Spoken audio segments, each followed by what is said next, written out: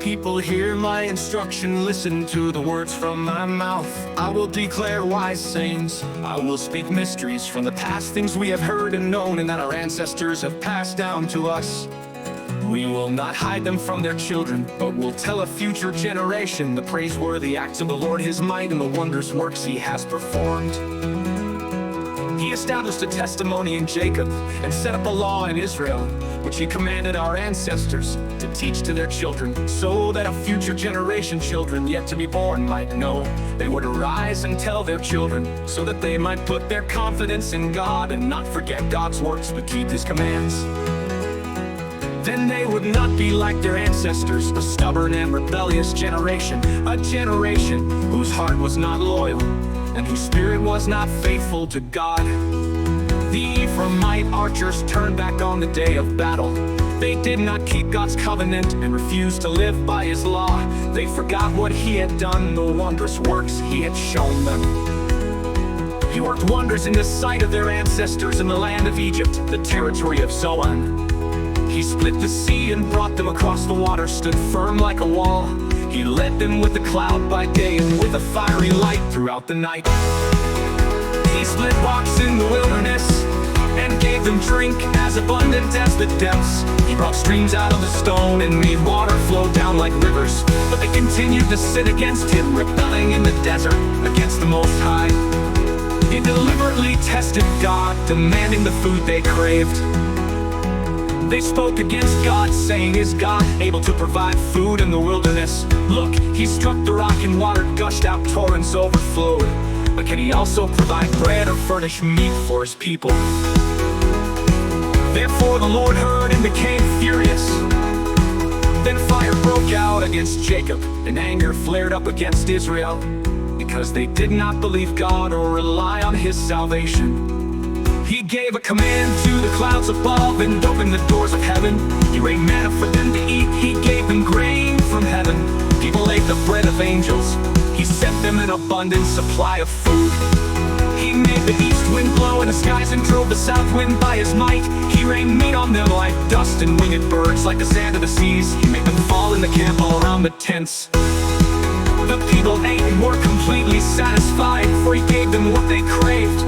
Before they had turned from what they craved, while the food was still in their mouths, God's anger flared up against them, and He killed some of their best men. He struck down Israel's young men. Despite all this, they kept sinning and did not believe His wondrous works. He made their days end in futility, their years in sudden disaster. But He killed some of them, the rest began to seek Him. They repented and searched for God. They remembered that God was their rock, the Most High God, their Redeemer. But they deceived Him with their mouths, they lied to Him with their tongues. Their hearts were insincere toward Him, and they were unfaithful to His covenant. Yet He was compassionate. He atoned for their iniquity and did not destroy them. He often turned His anger aside and did not unleash all His wrath. He remembered that they were only flesh, a wind that passes and does not return. How often they rebelled against Him in the wilderness and grieved Him in the desert. They constantly tested God and provoked the Holy One of Israel. They did not remember His power shown on the day He redeemed them from the foe, when He performed His miraculous signs in Egypt and His wonders in the territory of Zoan. He turned their rivers into blood, and they could not drink from their streams. He sent among them swarms of flies which fed on them, and frogs which devastated them.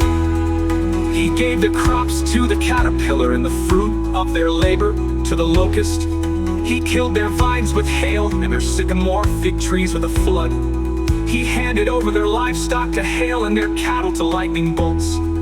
He sent His burning anger against them, fury, indignation, and calamity, a band of deadly messengers. He cleared a path for His anger. He did not spare them from death, but delivered their lives to the plague. He struck all the firstborn in Egypt, the first progeny of the tents of Ham. He led His people out like sheep and guided them like a flock in the wilderness. He led them safely, and they were not afraid, but the sea covered their enemies. He brought them to His holy territory, to the mountain His right hand acquired. He drove out nations before them. He apportioned their inheritance by lot, and settled the tribes of Israel in their tents. But they rebelliously tested the Most High God, and they did not keep His decrees. They treacherously turned away like their ancestors. They became warped like a faulty bow. They enraged him with their high places and provoked his jealousy with their carved images. God heard and became furious. He completely rejected Israel. He abandoned the tabernacle at Shiloh, the tent where he resided among mankind. He gave up his strength to captivity and his splendor to the hand of a foe. He surrendered his people to the sword because he was enraged with his heritage. Fire consumed his chosen young men. His young women had no wedding songs. His priests fell by the sword, and the widows could not lament. The Lord awoke as if from sleep, like a warrior from the effects of wine. He beat back his foes. He gave them lasting disgrace. He rejected the tent of Joseph and did not choose the tribe of Ephraim. He chose instead the tribe of Judah, Mount Zion, which he loved. He built his sanctuary like the heights, like the earth that he established forever. He chose David his servant and took him from the sheep pens. He brought him from tending ewes to be shepherd over his people, Jacob over Israel, his inheritance. He shepherded them with a pure heart and guided them with his skillful hands.